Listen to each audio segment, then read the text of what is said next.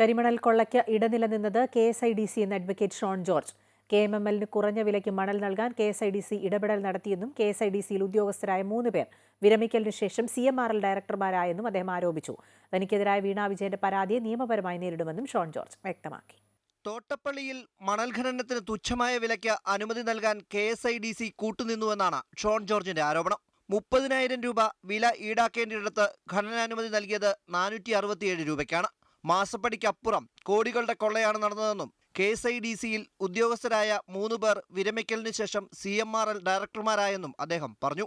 ഒരു എഫ്-ക്യൂബിന് 30,000-ലധികം രൂപ വിലയുള്ളപ്പോഴാണ് നമ്മുടെ നാടിൻ്റെ സ്വത്ത് 464 രൂപയ്ക്ക് പൊതുമേഖലാ സ്ഥാപനത്തിന് കൊടുക്കുന്നത്. അവർ പറഞ്ഞിട്ടുള്ള അടിസ്ഥാന വില കൊടുക്കുവാൻ അവിടെ തടസ്സം നിന്നത് KSIDC ആണ്. ഈ ഓർഡറിൽ കൃത്യമായി കാണുന്നുണ്ട്. അതേസമയം മുഖ്യമന്ത്രിയുടെ മകൾ വീണ നൽകിയ പരാതിയിലും ഷോൺ ജോർജ് പ്രതികരിച്ചു.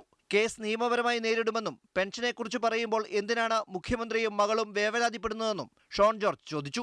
ഞാനൊരു ഫേസ്ബുക്കിലൊരു പോസ്റ്റ് ഇട്ടു. ആ പോസ്റ്റ് എന്ന് പറയുന്നത് ഇത്രയാണ്: ഇതാ മറ്റൊരു പെൻഷൻ സംരംഭം. എന്തൊരു പെൻഷനാണിത്? ഇത് സ്കൈ ലെവൻ എന്ന് പറയുന്ന ടൊറൻറ്റോയിലുള്ള ഒരു കമ്പനിയെക്കുറിച്ചാണ് ഞാൻ പറഞ്ഞത്. ഞാൻ ആ കമ്പനിയെക്കുറിച്ച് ഞാൻ പറഞ്ഞത് പെൻഷൻ എന്ന് പറയുമ്പോൾ മുഖ്യമന്ത്രിക്കും ഭാര്യയ്ക്കും മകൾക്കും എന്തിനാണ് വേദനിക്കുന്നത് എനിക്ക് മനസ്സിലായില്ല. പെൻഷൻ എന്ന് പറയുന്ന പദം കേരള സംസ്ഥാനത്ത് നാളിതുവരെയായും നിരോധിച്ചിട്ടില്ലെന്നാണ് എൻ്റെ വിശ്വാസം.